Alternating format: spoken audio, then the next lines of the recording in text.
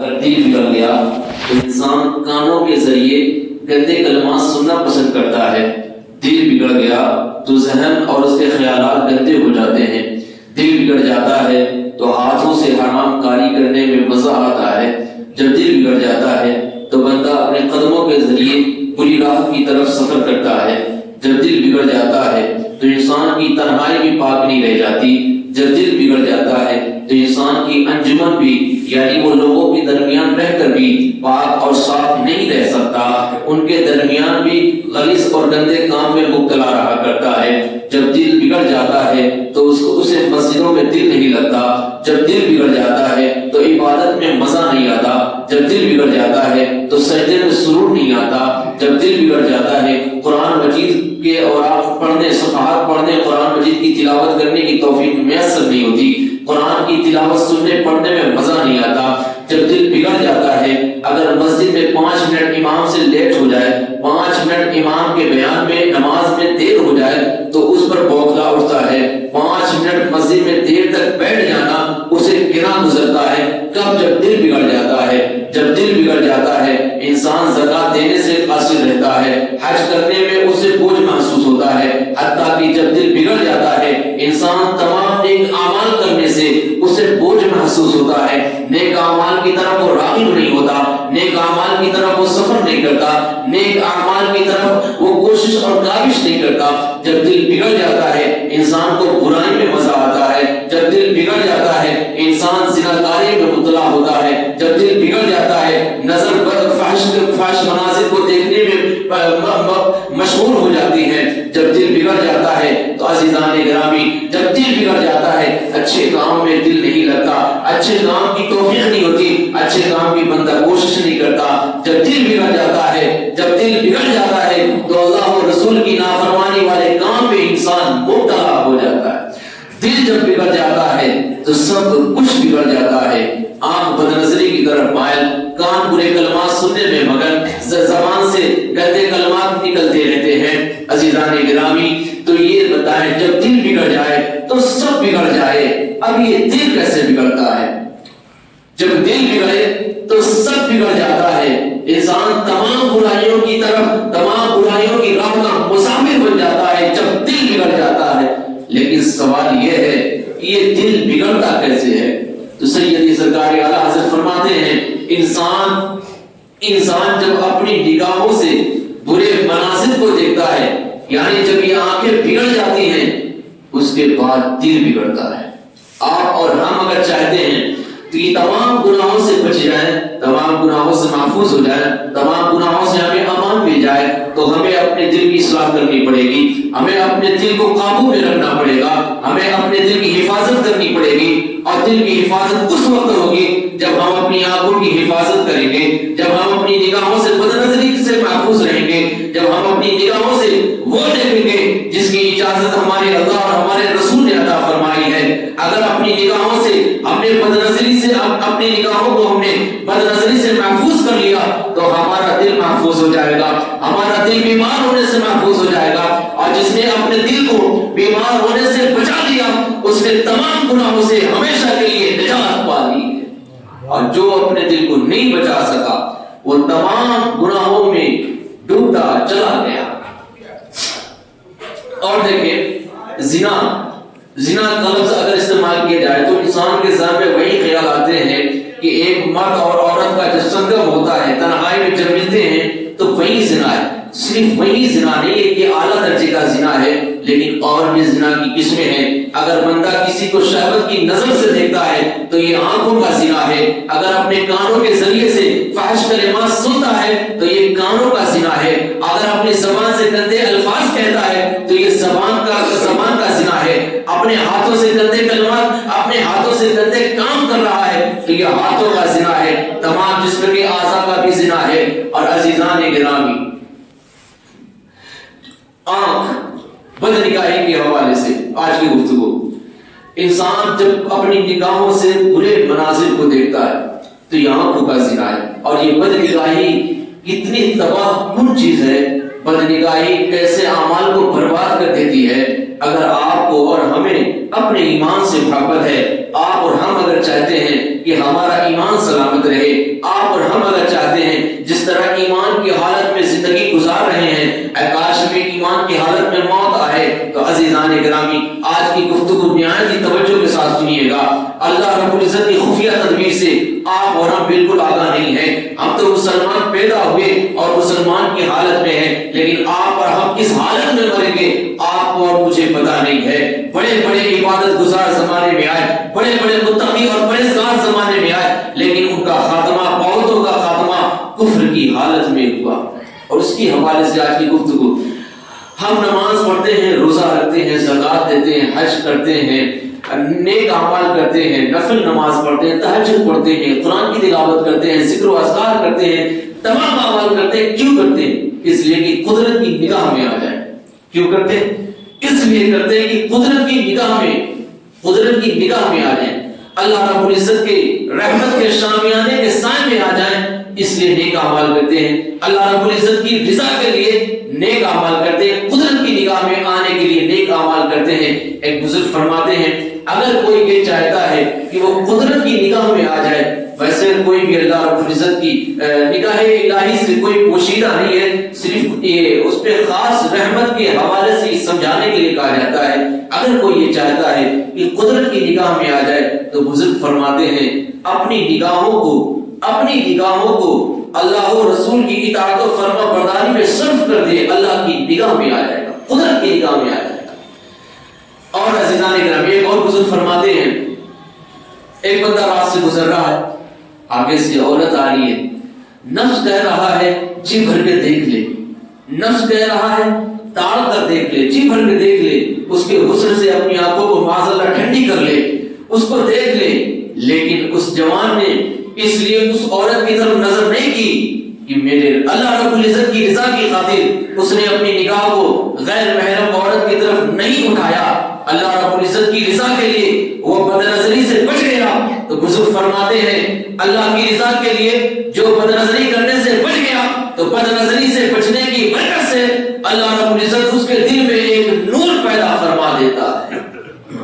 اب اس سے اندازہ اس کا الٹ بھی آپ سمجھ سکتے ہیں، اگر بد نظری سے انسان بچ جائے تو اللہ رب العزت اس کے دل میں نور پیدا فرما دیتا ہے، اور جو بد نظری کا شکار ہو جائے اس کے دل میں دوسرا پہلو بھی تو سمجھنا چاہیے، اللہ رب العزت نے عقل سلیم دی ہے، اگر بد نظری سے بچ گیا تو دل میں نور پیدا ہوتا ہے، اور بد نظری کا شکار ہو گیا تو دل میں کیا پیدا ہوگا آپ سمجھیں۔ عزیزان گرامی بد نظری کی تباہی، بد نگاہی کی تباہی۔ ایک بہت بڑا وقت کا عابد زاہد تھا، اس زمانے کے لوگ اسے اپنا پیشوا، اپنا رہنما کہتے تھے۔ وہ بڑا ہی معتبر، لوگوں کو واعظ و نصیحت کرتا تھا، لوگ اس سے نصیحت حاصل بھی کیا کرتے تھے۔ بہت ہی عبادت گزار، بڑا ہی عابد و زاہد، وقت کا بڑا معتبر انسان رہا۔ اور اس سے پہلے ایک اور بات، عزیزان گرامی، دمشق میں ایک محدث تھے جنہوں نے غالباً 40 برس تک لوگوں کو حدیث پڑھایا۔ اب سمجھ سکتے ہیں 40 سال تک جس نے مسلسل لوگوں کو حدیث پڑھا کر محدث بنایا ہو، وہ کتنا زیادہ علم والا ہوگا، کتنا زیادہ تقوی والا ہوگا جس نے 40 سال تک کسی کو عالم بنایا ہو، اور 40 سال میں نہ جانے کتنوں کو اس نے حدیث نبوی کا حافظ بنایا ہو۔ لیکن اس 40 سال تک حدیث پڑھانے والے انسان کا جب خاتمہ ہوا تو کفر کی حالت میں ہوا، ایمان چھن جانے کی حالت میں ہوا۔ اور یاد رکھیے یہ ہماری نماز، ہماری عبادت، ریاضت، تقوی، زہد، نفل، تہجد، زکوٰۃ، خیرات، حج، جتنی بھی عبادتیں ہیں بارگاہ رب العالمین میں اسی وقت قبول ہوں گی جب ہم ایمان کی حالت میں دنیا سے جائیں گے۔ یاد رکھیے ایک بندہ ہو جو قیامت کے میدان میں گناہ پہاڑ جتنا گناہ لے کر رب تعالیٰ کی بارگاہ میں آیا ہو، پہاڑ جتنا گناہ لے کر رب تعالیٰ کے حضور حاضر ہوا ہو، لیکن اس کا خاتمہ ایمان پر ہوا ہو، ایمان پہ خاتمہ ہوا ہے، لیکن گناہ پہاڑ جتنے ہیں، اتنے گناہ ہیں، لیکن خاتمہ ایمان پر ہوا ہے، تو اللہ رب العزت کی رحمت سے امید ہے کہ اس کی بخشش ہو جائے گی۔ لیکن اگر کوئی شخص پہاڑ جتنی نیکی لے کر مرا ہے، پہاڑ جتنی نیکی کے ساتھ رب کے حضور حاضر ہوا ہے، لیکن خاتمہ ایمان پر نہیں ہوا تو وہ پہاڑ جتنی نیکی اس کی ضائع برباد کر دی جائے گی اور ہمیشہ کے لیے جہنم میں داخل کر دیا جائے گا۔ تو عبادت تو جنت کی ضمانت ایمان پر ہے، ایمان کی حالت میں گئے تو جنت سے رہائی ہے، اگر گناہ کرے لیکن ایمان پہ خاتمہ ہوا تو یہ رب تعالیٰ کی رحمت پہ ہے، وہ چاہے تو گناہ کو معاف فرما دے یا اس گناہ کی سزا دے، لیکن بہرحال ایمان کی حالت میں جو مرا اسے جنت میں جانا ہے۔ تو عزیزان گرامی، دنیا میں سب سے عظیم جو نعمت ہے اور جو دنیا میں کام آنے والی ہے، جو آخرت میں، جو قبر میں کام آنے والی ہے، جو آخرت میں کام آنے والی ہے، جو ہماری نجات کا ذریعہ بننی ہے، وہ آپ اور ہمارا ایمان ہے۔ آپ اور ہم اگر چاہتے ہیں ایمان سلامت رہے، یاد رکھیے جب سکرات کا وقت آتا ہے، جب روح نکلنے کی وقت آتا ہے تو انسان اس وقت اتنے کرب میں ہوتا ہے، اتنی تکلیف میں ہوتا ہے، اتنے درد میں ہوتا ہے، اور اس تکلیف اور اس درد سے آپ کو ہمیں ابھی گزرنا ہے۔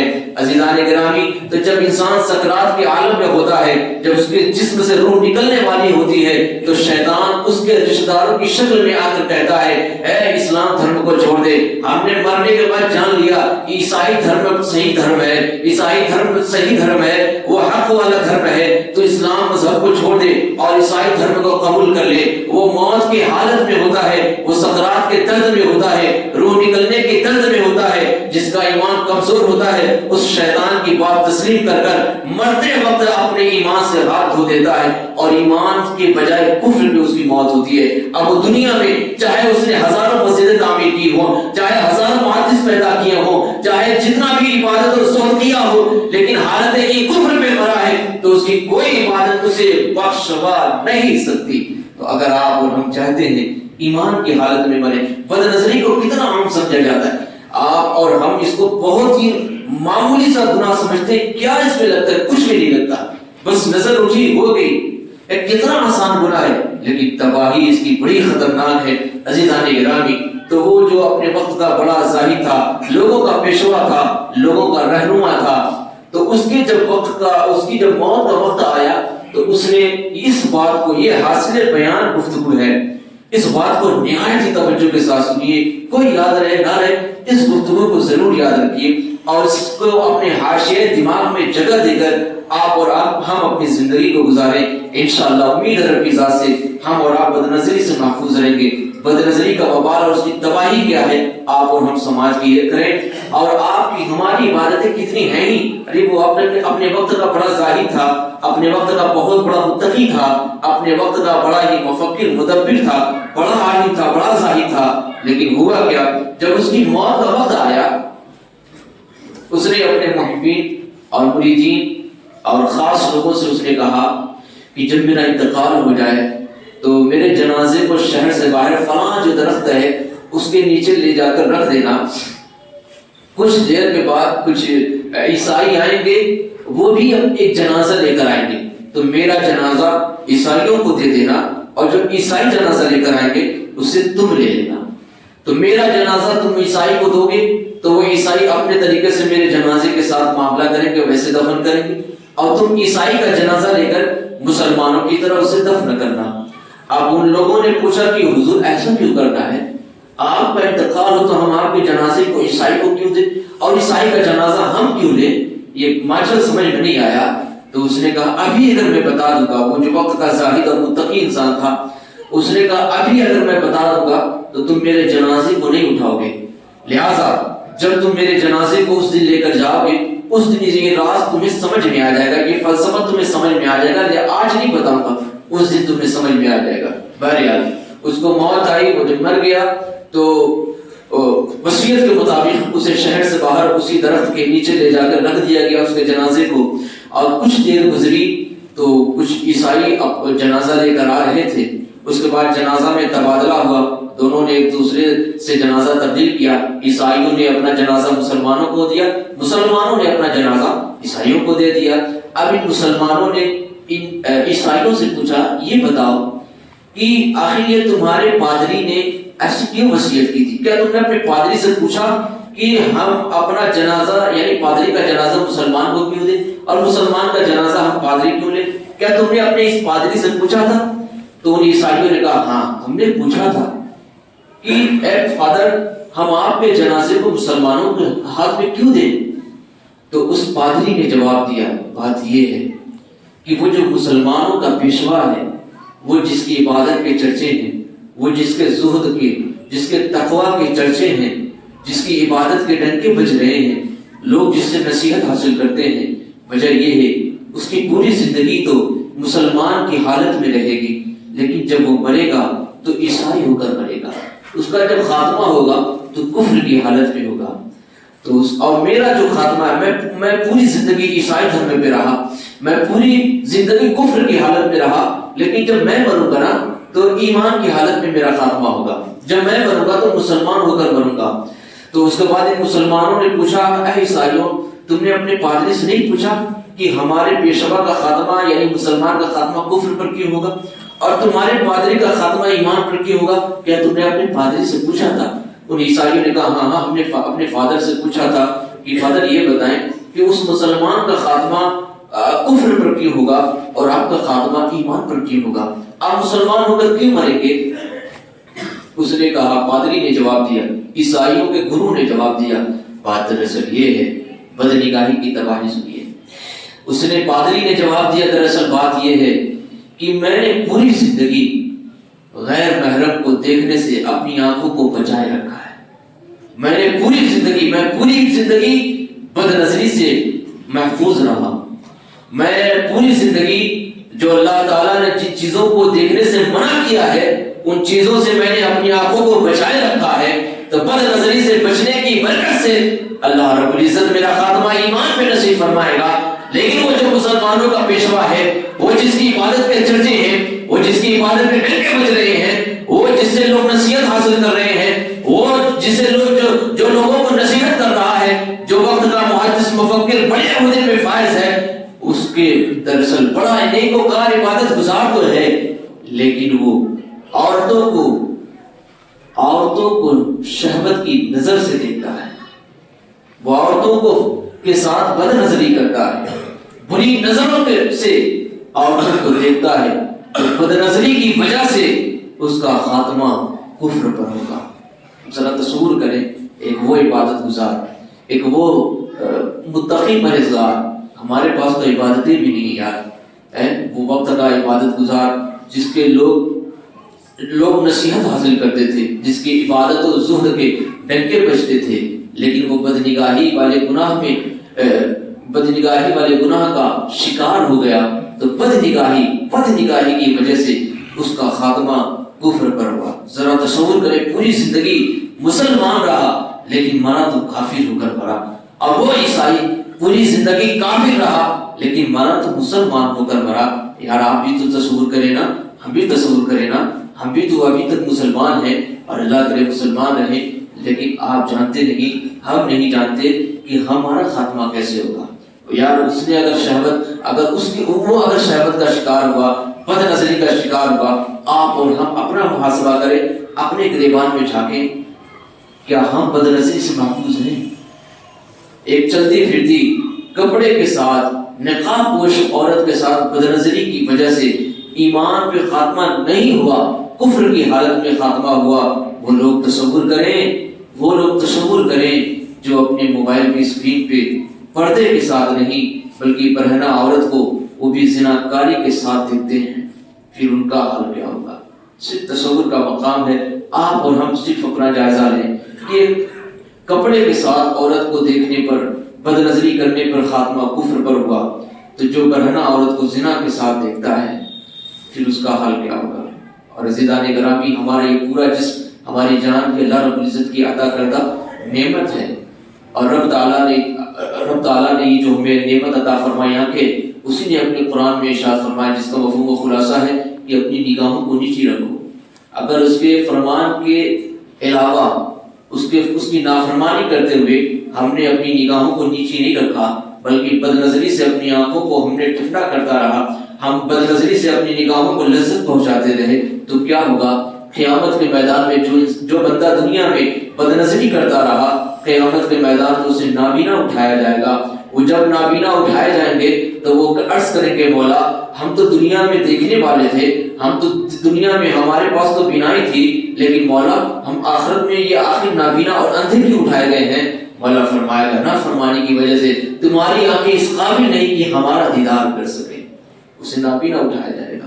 اور اتنے پر بس نہیں، رحمت دو عالم شفیع امت صلی اللہ علیہ وسلم ارشاد فرماتے ہیں جو بد نظری سے اپنی آنکھوں کو پر کرے گا، قیامت کے میدان میں اس کی آنکھوں میں جہنم کی سلاخیں ڈالی جائیں گی، آگ کی سلاخیں ڈالی جائیں گی۔ آپ تصور کریں اگر پیاز کاٹی جاتی ہے ہمارے درمیان تو اس کے ہلکے ہلکے باریک سے ذرات ہماری آنکھوں میں جو آتے ہیں اس کی تاب بھی ہماری آنکھ نہیں لا پاتی، اور بے تاب ہو کر ہماری آنکھوں سے پانی بہنا شروع ہو جاتے ہیں، اتنی کمزور ہماری آنکھیں ہیں۔ تو یار ذرا تصور کریں نا، جب آگ کی سلاخیں آنکھوں میں ڈالی جائیں گی اس وقت درد اور کرب کا اور تکلیف کا حالت کیا ہوگا۔